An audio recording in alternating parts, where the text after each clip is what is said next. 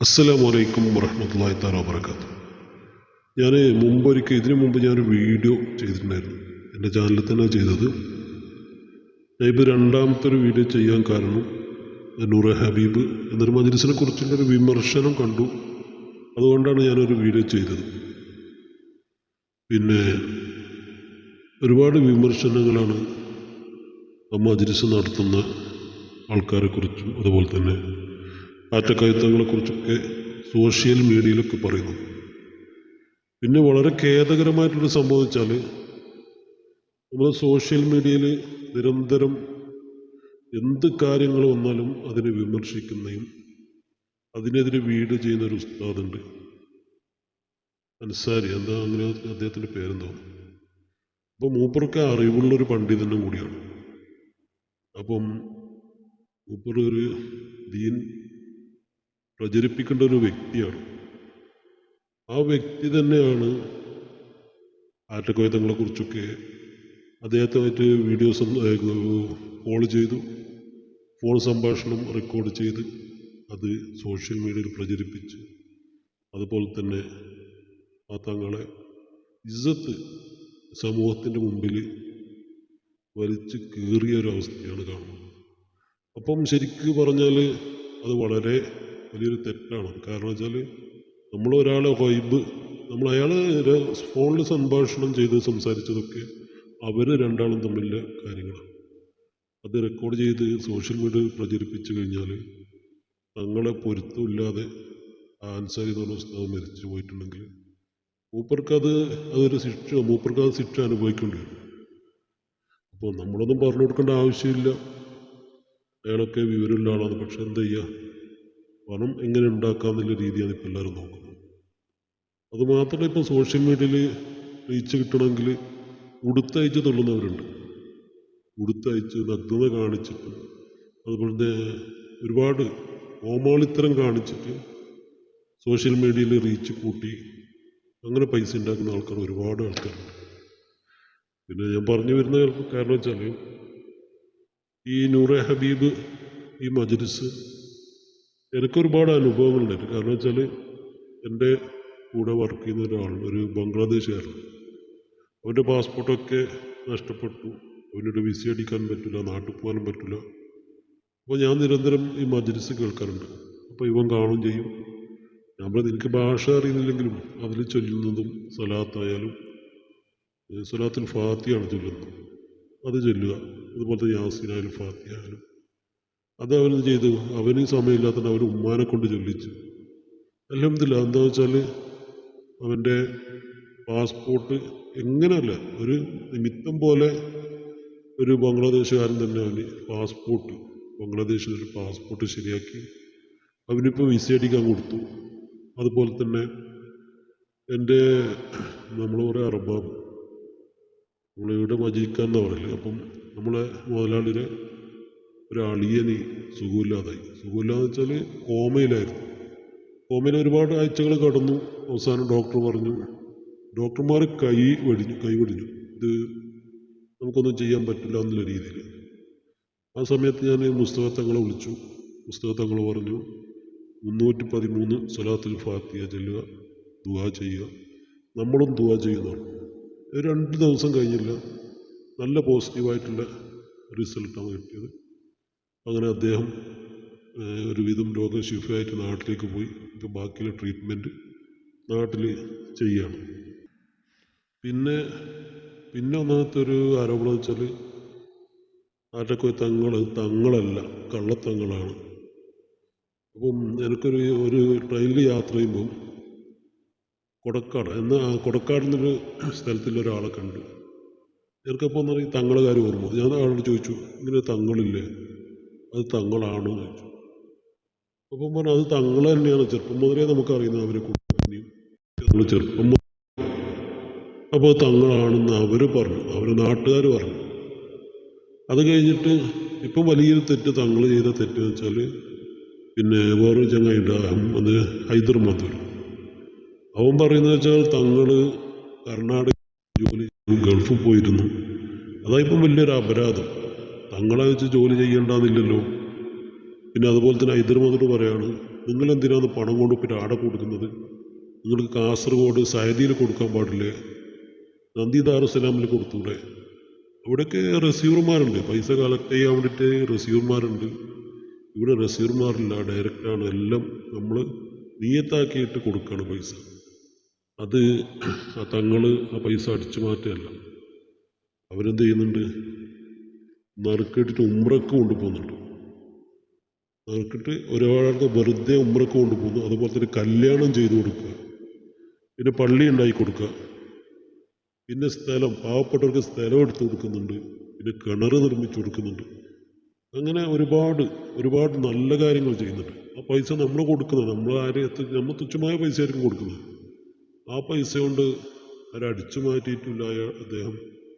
പിന്നെ അതുമാത്രമല്ല, നമ്മൾ ശ്രദ്ധിക്കേണ്ട കാര്യം, ഈ നൂറെ ഹബീബ് എന്ന് പറയുന്ന ആറ്റക്കൊയ്ത്തങ്ങൾ, അദ്ദേഹത്തിന് ആരെങ്കിലും കംപ്ലൈൻറ്റ് പറഞ്ഞിട്ട്, അല്ലെങ്കിൽ എൻ്റെ ഇത്ര പൈസ അയാൾ തോപ്പിച്ചിട്ടുണ്ട്, അല്ലെങ്കിൽ എൻ്റെ ഒരു പൈസ അയാൾ അപഹരിച്ചു, അല്ലെങ്കിൽ ഏതെങ്കിലും പെണ്ണുങ്ങൾ ഇതിൻ്റെ അടുത്തൊരു വീഡിയോ ഉണ്ടായിരുന്നു, ഒരു പെണ്ണ് കരയുന്നത്. നമ്മളിപ്പോൾ ഒരു ട്രീറ്റ്മെൻറ്റ്, ഒരു ഭൗതികമായിട്ടുള്ള ആത്മീയമായിട്ടുള്ള ചികിത്സയാണ് നടക്കുന്നത്. അപ്പം ചില ആൾക്കാർ വയലൻ്റ് ആവും. അത് ഡോക്ടർ എടുക്കാനും ശരി, വൈദ്യരടിക്കാനും ശരി, അത് സ്വാഭാവികമാണ്. അതിൻ്റെ ഇടയ്ക്ക് ഒരാൾ ഒരു വീഡിയോ ചെയ്ത് പെണ്ണെന്തിനാണ് കരഞ്ഞത്. അപ്പോൾ ആരെങ്കിലും ഇതുവരെ കംപ്ലൈൻറ്റ് പറഞ്ഞിട്ടുണ്ടോ? ഒരു പെണ്ണ് പീഡിപ്പിച്ചതായിട്ടോ അല്ലെങ്കിൽ വേറെ എന്തും ചെയ്തിട്ടോ? ഒരു കംപ്ലൈൻറ്റും ഇല്ല. അദ്ദേഹം ഞാൻ കണ്ടെടുത്തോളം വളരെ നിഷ്കളങ്കമായിട്ടുള്ള ഒരു മനുഷ്യനാണ്. അതുപോലെ ഒരാളും കംപ്ലൈൻറ്റ് ചെയ്തിട്ടില്ല. പിന്നെ എന്താണ് പ്രശ്നം? പ്രശ്നമെന്ന് വെച്ചാൽ അദ്ദേഹം കുറച്ച് അറിയപ്പെടുന്ന ആളാണ്. അപ്പോൾ അദ്ദേഹത്തിന് ഒരു വീഡിയോ ഇറക്കി കഴിഞ്ഞാൽ ഒരുപാട് റീച്ച് കിട്ടും. അങ്ങനെ ഇവരെ അക്കൗണ്ടിലേക്ക് പൈസ വരും. പിന്നെ വേറെ തെറ്റെന്ന് വെച്ചാൽ ജിഫ്രി തങ്ങളോട് പങ്കെടുത്ത പരിപാടിയിൽ അദ്ദേഹം പങ്കെടുത്തിട്ടുണ്ട്. അത് വീഡിയോ എടുത്ത് അതൊക്കെ ഒരുപാട് വീഡിയോ ഉണ്ടാക്കി. ഇല്ല, അത് ഹൈദർമദർ പറയുന്നുണ്ട്. തങ്ങളെ ഒരു പ്രസംഗം എടുത്തിട്ടാണ് പറയുന്നത് കള്ള വലിയതിനെ കുറിച്ച്. അത് ഇയാൾ കള്ള വലിയല്ലേ? ഇയാൾ തങ്ങൾ ഇതുവരെ പറഞ്ഞിട്ടില്ല ഞാനൊരു വലിയ ആണെന്ന് പറഞ്ഞിട്ടില്ല, അല്ലെങ്കിൽ എനിക്ക് കറാമത്തുണ്ട് എന്ന് അദ്ദേഹം പറയുന്നില്ല. സ്വലാത്തുൽ ഫാത്തിഹ അതിന് ഫളിലുണ്ട്, അതിന് നമുക്ക് ഉത്തരങ്ങളുണ്ട്. ഏത് അടഞ്ഞ വാതിലുകളും തുറക്കപ്പെടുന്ന ഒരു ഇതാണ് സ്വലാത്തുൽ ഫാത്തിഹ. അപ്പം നമ്മൾ പിന്നെ തഹജ്ജുദിൻ്റെ സമയത്തെ തുടങ്ങുന്നുണ്ട്. സുബഹി നിസ്കാരമൊക്കെ കഴിഞ്ഞ് എത്ര ആൾക്കാരാണ് ആ മജ്‌ലിസിന് വേണ്ടിയിട്ട് യൂട്യൂബിൽ കയറുന്നത് എന്ന് നമുക്ക് നോക്കിയാൽ മനസ്സിലാവും. 1,00,000 ആൾക്കാർ, 50,000 ആൾക്കാർ സുബഹിൻ്റെ സമയത്ത് അതിനായിട്ട് എഴുന്നേറ്റ് ആ മജ്‌ലിസിൽ കാണുന്നുണ്ട്. അതുപോലെ തന്നെ അതൊരു വൈകുന്നേരമൊക്കെ ആകുമ്പോഴത്തേന് അത് 1,00,000 ആളിലേക്ക് എത്തുന്നുണ്ട്. അപ്പം അതിന് ആൾക്കാർക്ക് അതിൻ്റെ ഈ മജ്‌ലിസ് കാണുന്ന ആൾക്കാർക്ക് അതിൻ്റെ ഒരു ഗുണമില്ലെങ്കിൽ പിന്നെ ഇത്രയും കഷ്ടപ്പെട്ടിട്ട് ഒരു 10 സ്വലാത്ത്, സാധാരണ സ്വലാത്ത് നമുക്ക് ചെല്ലാൻ മടിയാണ്. സ്വലാത്തുൽ ഫാത്തിഹ നമ്മൾ കുറച്ച് നീളമുള്ളതാണ്, അത് 100 എണ്ണം ചെല്ലുന്നുണ്ട് ഒരു ദിവസം. അപ്പം ഒരു ഗുണമില്ലാതെ ആരും ഈ സമയത്ത് പോയിട്ട് എഴുന്നേറ്റ് പിന്നെ വീണ്ടും ഉറങ്ങലല്ലാതെ ഇങ്ങനെ ഒരു മജ്‌ലിസിൽ ഇരിക്കാൻ നോക്കും. അതൊക്കെ അതിന് ഒരു ഉപകാരമുള്ളവരാണ് അതിലൊക്കെ ഇരിക്കുന്നത്. അത് വെറുതെ ഒരു സ്വലാത്ത്, റസൂലിൻ്റെ പേരിൽ ചെല്ലുന്ന സ്വലാത്ത് തടസ്സപ്പെടുത്തിയത് കൊണ്ട് എന്താ ഗുണമുള്ളത്? ഒരു ഗുണവും നമുക്ക് കിട്ടും. ദുനിയാവിലേക്കുള്ള ചെറിയ ലാഭമല്ലാതെ ആഖിറത്തിലേക്ക് വളരെ നമുക്ക് റസൂലിൻ്റെ പേരിൽ ചൊല്ലുന്ന സ്വലാത്താണ് തടസ്സപ്പെടുത്തുന്നത്. അതുപോലെ തന്നെ ഒരുപാട് വിമർശനം വരുന്നുണ്ട്. ആ വിമർശനം കൊണ്ടാണ് പലരും തങ്ങളെ മജ്‌ലിസിൽ കയറിയിട്ട് ഇപ്പം സ്വലാത്തിനും ഇതുപോലെ തന്നെ ആത്മീയ സദസ്സിനൊക്കെ പങ്കെടുക്കുന്നതും തങ്ങളോട് കൂടുതൽ അടുക്കുകയും ചെയ്യുന്നു. കാരണം വെച്ചാൽ ഒന്നാമത് ഈ വിമർശിക്കുമ്പോൾ നമ്മൾ ഏതും അത് കൂടുതൽ വളരുകയാണ് ചെയ്യുന്നത്. അത് ഇവരാരും മനസ്സിലാക്കുന്നില്ല. പിന്നെ അതുപോലെ തന്നെ ജിഫ്രി തങ്ങളുടെ കാര്യം, അപ്പോൾ ജിഫ്രി തങ്ങൾ കള്ള വലിയനെ കുറിച്ചാണ് പറഞ്ഞത്. ഈ ഹൈദർമദർ വിചാരിക്കുന്നത് വലിയും തങ്ങളും അതുപോലെ ശുഹദാക്കളിൽ ഒന്നാണ്. ഇതൊക്കെ വേറെ പറയാം. തങ്ങളെന്ന് പറഞ്ഞാൽ അഹ്ലു ബൈത്തിൽപ്പെട്ടവരാണ്. അതുപോലെ തന്നെ ശുഹദാക്കൾ എന്ന് പറഞ്ഞാൽ സത്യത്തിന് വേണ്ടിയിട്ട് ഷഹീദായവരാണ് ശുഹദാക്കൾ പറയുന്നത്. വലിയ എന്ന് പറഞ്ഞാൽ അള്ളാഹിനോട് കൂടുതൽ ഇബാദത്ത് ചെയ്തിട്ട് അടുക്കുന്നവരാണ് വലിയ. അപ്പോൾ അതിൽ കള്ള ഔലിയാക്കളായിട്ട് വരുന്നവരോട് ഒരുപാട് ആൾക്കാരുണ്ട്, പച്ച ഷാളൊക്കെ പോയിട്ട്. അതാണ് ജിഫ്രി തങ്ങൾ പറഞ്ഞത്. അതാണ് ഈ ഹൈദർ മധൂരെടുത്ത് പറയുന്നത്. ഈ തങ്ങൾ കള്ളനാന്ന് ജിഫ്രി തങ്ങൾ പറഞ്ഞിട്ടുണ്ട്. ജിഫ്രി തങ്ങൾ ഒരിക്കലും തങ്ങന്മാരെ പറഞ്ഞിട്ടില്ല, കള്ള വലിയ ഔലിയാക്കളെ പറഞ്ഞിട്ടുള്ളത്. അത് ഒരുപാട് നമ്മുടെ നാട്ടിലുണ്ടല്ലോ, അതിനെക്കുറിച്ചാണ് പറഞ്ഞത്. പിന്നെ അദ്ദേഹത്തിന് വിദ്യാഭ്യാസമില്ല. അത് അദ്ദേഹം തന്നെ പറയുന്നുണ്ട്, എനിക്ക് കൂടുതൽ പഠിക്കാൻ എൻ്റെ സാഹചര്യം എന്നെ അനുവദിച്ചിട്ടില്ല, ഒരുപാട് പ്രാരാബ്ദങ്ങളുണ്ട്. അപ്പം ഇതേ ഹൈദർ മധൂർ തീരെ വിദ്യാഭ്യാസം ഇല്ലാത്ത ഒരുത്തനാണ്. അത് അയാൾ തന്നെ പറയുന്ന വീഡിയോ ഞാൻ ഇൻഷാ അല്ലാഹ് അടുത്തൊരു വീഡിയോയിൽ ഞാൻ ചെയ്യുന്നുണ്ട്. അയാൾ തന്നെ പറയുന്നുണ്ട്, എനിക്ക് തീരെ വിദ്യാഭ്യാസം ഇല്ലാത്ത ഒരുത്തനാണ്. ഇപ്പം ഞാൻ സോഷ്യൽ മീഡിയ ഒക്കെ വന്നിട്ട് ഇങ്ങനെ ആൾക്കെതിരെ ഇങ്ങനെ പോസ്റ്റ് ഇടുമ്പോഴാണ് എനിക്ക് ഇങ്ങനെ ഒരുപാട് ഞാൻ അറിവൊക്കെ പഠിച്ചത്. അതുപോലെ തന്നെ ഞാൻ ബ്ലാക്ക് മെയിൽ ചെയ്തിട്ട് പൈസ വാങ്ങും. ഇതൊക്കെ ഹൈദർ മധൂരിനെ പറയുന്ന വീഡിയോ ഞാൻ അടുത്ത പ്രാവശ്യം ഇടുന്നുള്ളത്. പിന്നെ വേറൊരു യൂട്യൂബർ ചെയ്ത് ഞാൻ കണ്ടു, കുട്ടികളെ വെച്ചിട്ട് പൈസ ഉണ്ടാക്കുന്നുണ്ട്. അത് ഞാൻ ബാലാവകാശ കമ്മീഷനിൽ കംപ്ലൈൻറ്റ് കൊടുത്തു. അപ്പം അതിൻ്റെ മറുപടി ഇതിന് കിട്ടിയിട്ടില്ല. അതിനെതിരെ ആക്ഷൻ എടുത്തിട്ട് കാണുന്നില്ല. വളരെ പെട്ടെന്ന് ആക്ഷൻ എടുക്കുന്നില്ലത് വേറൊരു വീഡിയോ ഞാൻ കണ്ടിട്ടുണ്ടായിരുന്നു.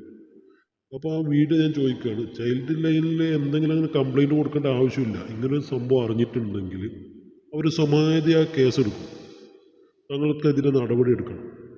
ഇത്രയും വിമർശനങ്ങൾ ദിവസം നമ്മൾ കാണുന്നു.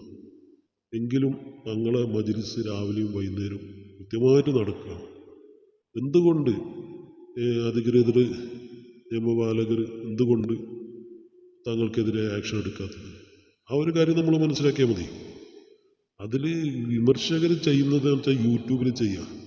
കാരണം വെച്ചാൽ അത് നമ്മൾ നോക്കുന്നതോറും അവർ ഷെയർ ചെയ്യുന്നതോറും അവർക്ക് പൈസ കിട്ടും. പക്ഷെ അവരെ മനസ്സിലാക്കുന്നത് വിവരമുള്ള ആൾക്കാരാണ് ഇതൊക്കെ ചെയ്തത്. അപ്പം അവർ മനസ്സിലാക്കുന്ന ഒരു കാര്യം, അവർ ദീൻ പ്രചരിപ്പിക്കല്ല. ഇന്ന് റസൂലിൻ്റെ പേരിൽ ചെല്ലുന്ന സലാത്തിനെ അവരെങ്ങനെയെങ്കിലും തടസ്സം നിൽക്കാൻ വേണ്ടിയിട്ടാണ് അറിവുള്ളവരിപ്പം ചെയ്യുന്നത്. അവർക്ക് ദുനിയാവിൽ തുച്ഛമായ വരുമാനത്തിന് വേണ്ടിയിട്ട് യൂട്യൂബിൽ ചെയ്താൽ അതിൻ്റെ വരുമാനത്തിന് വേണ്ടിയിട്ടാണ് ഇങ്ങനെയുള്ള നല്ല കാര്യങ്ങൾ ഒരുപാട് പാരവെക്കാൻ നോക്കുന്നത്. ഒരുപാട് അനുഭവങ്ങൾ നമുക്കുണ്ട്. അതുപോലെ തന്നെ ഈ മജ്‌ലിസിൽ ഇരിക്കുന്നവർക്ക് ഒരുപാട് അനുഭവങ്ങളുണ്ട്. അതുകൊണ്ടാണ് അവർ മജ്‌ലിസിൽ തുടർച്ചയായിട്ട് ഇരിക്കാനും ഇങ്ങനെയുള്ള പോസ്റ്റുകളും വിമർശനങ്ങളും അത്ര ആ ഒരു വിലയിൽ അവരൊക്കെ വില കൽപ്പിക്കുന്നുണ്ട്. അറിയിക്കുന്നതിൽ അതൊക്കെ അവോയ്ഡ് ചെയ്യുന്നുണ്ട്. ഇപ്പം ഞാൻ ശ്രദ്ധിച്ച സമയത്ത് ഇപ്പം തങ്ങളെ മജ്‌ലിസിൽ ഇരിക്കുന്നതിൻ്റെ വ്യൂസ് കൂടിയിട്ടുണ്ട്. സാധാരണ 50,000 അല്ലേ, ഇപ്പോൾ 60,000 വരെ രാവിലെ നോക്കുമ്പോൾ കാണുന്നുണ്ട്.